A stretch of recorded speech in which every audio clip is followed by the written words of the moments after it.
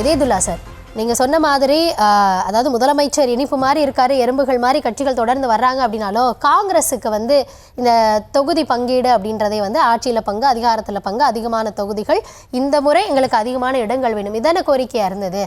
அது தந்துருவாங்கன்னு நினைக்கிறீங்களா? அம்மா, பேச்சுவார்த்தை நடக்குது.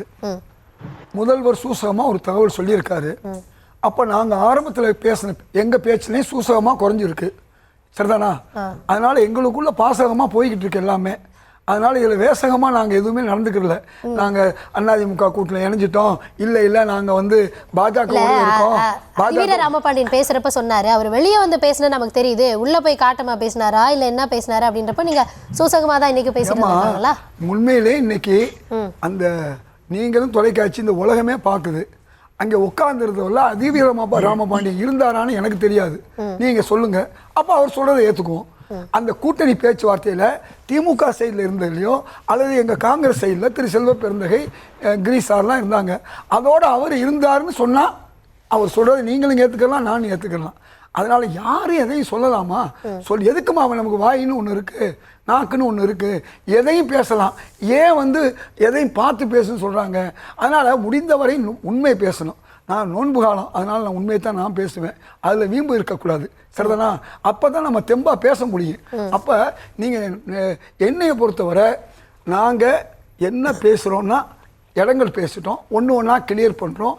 எங்களுக்குள்ள வந்து மாநகராட்சி, அதே மாதிரி உள்ளாட்சி இப்படிலாம் இருக்குது. இதெல்லாம் பேசுவோம். இது ஒரு பெரிய கட்சிமா, இது நம்பர் 1 இருந்த கட்சி.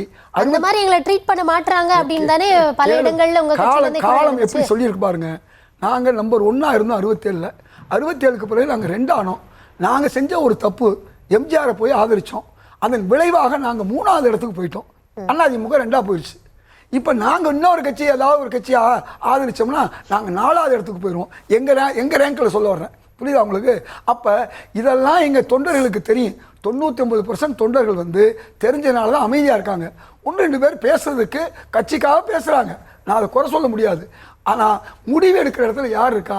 தமிழக முதல்வர் ஸ்டாலினும் எங்கள் தலைவர் கார்கேயும். எங்கள் தலைவருக்கு ஆதரவாக நம்முடைய தலைவர் ராகுல் காந்தி இருக்காரு. இவங்க பேசி ஃபைனல் முடிப்பாங்க. நீங்க பாருங்க, இன்னைக்கு கூட யார் வந்தா? எங்க கட்சியுடைய தலைவர் வந்தாங்க, திமுக கட்சியுடைய தலைவர் வந்தாங்க. அவருடைய முதன்மை தலைவராக இருக்கக்கூடிய முதல்வர் ஸ்டாலின் அவர்களும் எங்கள் தலைவர் ராகுல் காந்தியும் பேசிக்குவாங்க. 2 பேரும் நேசமா இருக்காங்க, பாசமா இருக்காங்க. அதனால எங்களுக்கு எந்த மோசமும் போகாது. அதனால நாங்க நிச்சயமாக எங்கள் கூட்டணி தொடரும். நாங்க நிச்சயமா வேற கூட்டணியில இல்லை.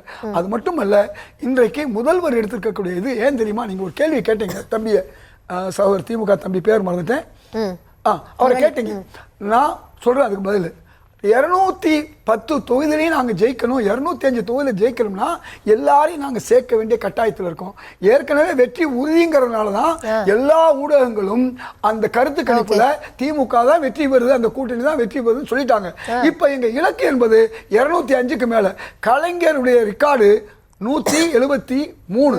அந்த ரெக்கார்டை முறியடிக்கக்கூடிய ஒருவராகத்தான் இன்னைக்கு முதல்வர் ஸ்டாலின் இருக்காரு. அதனால அவர் என்ன செய்யறாரு? பெருந்தன்மையா யாரெல்லாம் இந்த கொள்கைக்காக நிக்கிறார்களோ, அதுக்கு தான் நான் எல்லாரையும் வச்சு கேள்வி கேட்டு